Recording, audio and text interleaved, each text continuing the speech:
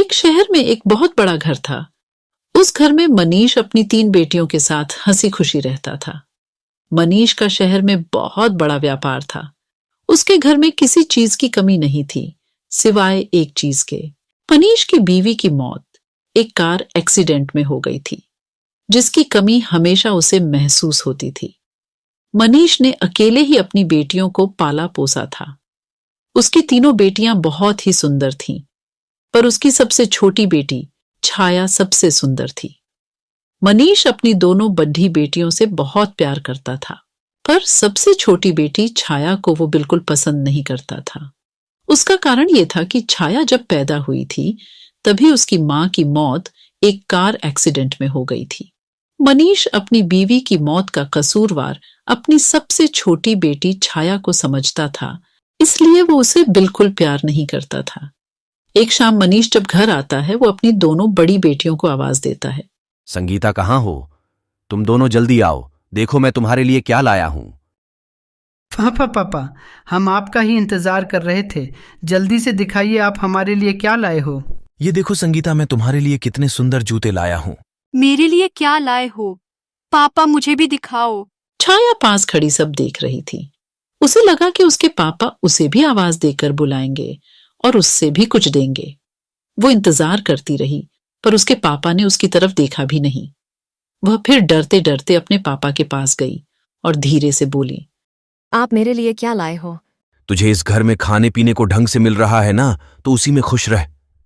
समझी, ज्यादा उम्मीद मत लगा और जाकर अपना काम कर। छाया रोते रोते अपने कमरे में भाग जाती है। वो बहुत रोती है और अपनी माँ को बहुत याद करती है। छाया अपने पापा के दिल में भरी गुस्से को प्यार में बदलने की बहुत कोशिश करती थी। वो उनके लिए अच्छा अच्छा खाना बनाती थी। मनीष को छाया पर ना तो कभी प्यार आता और ना ही तरस। एक दिन मनीष अपनी बेटियों के साथ बैठकर नाश्ता कर रहा होता है। मैं कुछ दिनों के लिए बाहर काम से जा रहा हूं, तुम अपना ध्यान रखना और अच्छे से घर में रहना। आप कहाँ जा रहे हो पापा? क्या हम आपके साथ नहीं चल सकते? नहीं बेटा, दरअसल वहां आसपास काजीरंगा नाम का जंगल है, तो तुम्हें वहां ले जाना ठीक नहीं है। तुम लोग घर पर ही रहो और खूब मजे करना। संगीता, माया और छाया उदास हो जाते हैं। उदास मत हो, मैं जल्दी ही वापस आ जाऊंगा। चलो, अब जल्दी से बताओ कि मैं तुम्हारे लिए वहां से क्या लेकर आऊं। मुझे एक सुंदर मोतियों की माला चाहिए। मैंने सुना है जहां आप जा रहे हो, वहां के जंगलों में बहुत सुंदर फूल होते हैं, जो बिना पानी और मिट्टी के भी बहुत समय तक ताजा रहते हैं। मुझे वो फूल चाहिए। छाया इंतजार कर रही होती है कि उसके पापा उससे भी पूछेंगे, पर ऐसा नहीं होता। सब नाश्ता करके हट जाते हैं और मनीष अपने जाने की तैयारियों में लग जाता है। छाया मनीष का सारा जरूरी सामान बांध देती है। मनीष अगली ही सुबह निकल जाता है। एक दिन के लंबे सफर के बाद मनीष होटल में पहुंच जाता है, जहां उसने अपने लिए एक कमरा बुक किया हुआ होता है। मनीष कुछ दिन वहीं रहता है और अपने सारे काम खत्म कर लेता है। उसके बाद वो अपनी सबसे बड़ी बेटी के लिए एक सुंदर सी मोतियों की माला खरीदता है। माला खरीदने के बाद मनीष सीधा जंगल की ओर निकल जाता है। वो माया के बताए फूलों को बहुत ढूंढता है, पर वो उसे कहीं नहीं मिलते। फूल ढूंढते ढूंढते वह जंगल के बहुत अंदर पहुंच जाता है। अचानक उसे एक बहुत सुंदर और अलग से घर दिखाई देता है। मनीष धीरे धीरे उस घर की तरफ बढ़ता है। उसकी नजर अचानक से उस घर के बगीचे पर पड़ती है, जिसमें माया के बताए हुए फूल लगे हुए थे। मनीष उन फूलों को देखकर बहुत खुश हो जाता है। आखिर वो खुश हो भी क्यों ना, वो शाम से उन फूलों को ढूंढ रहा था। अब मनीष बिल्कुल भी वक्त बर्बाद ना करते हुए उन फूलों को तोड़ लेता है और अपने थैले में भरने लगता है।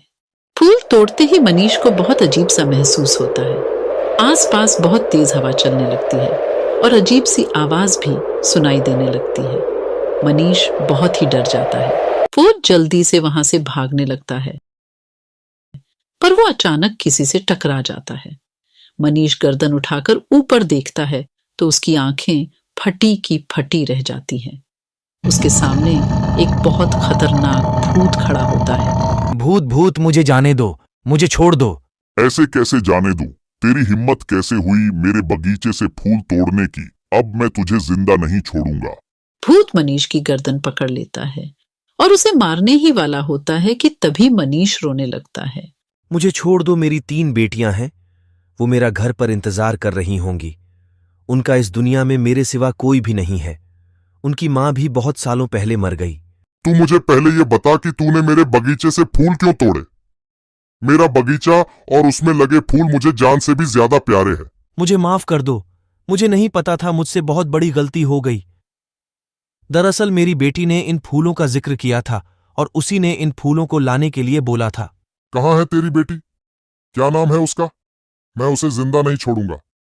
अब मुझे अपनी बेटी को लाकर दें, वरना मैं तेरी जान ले लूंगा। मनीष को कुछ समझ में नहीं आ रहा था कि वो क्या करे। उसे तो अपनी दोनों बड़ी बेटियां और अपनी जान बहुत प्यारी थी। उसे कुछ भी समझ में नहीं आ रहा था। अचानक उसे एक तरकीब सोचती है।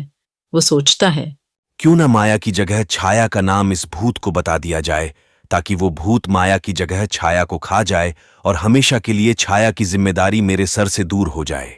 मनीष माया की जगह छाया का नाम उस भूत को बता देता है। जल्द से जल्द छाया को मेरे पास लेकर आ, वरना मैं तुझे जान से मार दूंगा।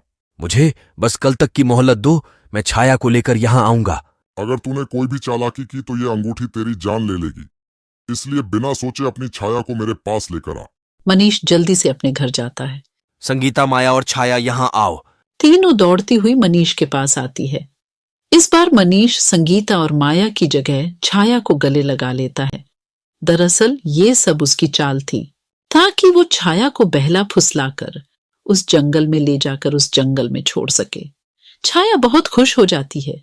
उसके पापा ने उसे पहली बार गले लगाया होता है। बेटी छाया, तुम्हें मेरे साथ अभी कहीं चलना होगा। कहाँ पापा? वो मैं तुम्हें अभी नहीं बता सकता। छाया बिना कोई सवाल के अपने पापा के साथ चल पड़ती है।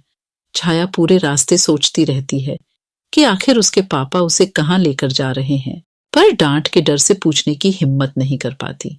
मनीष छाया को जंगल में लेकर जाता है और छाया भी बिना कोई सवाल किए अपने पापा के साथ चलती रहती है।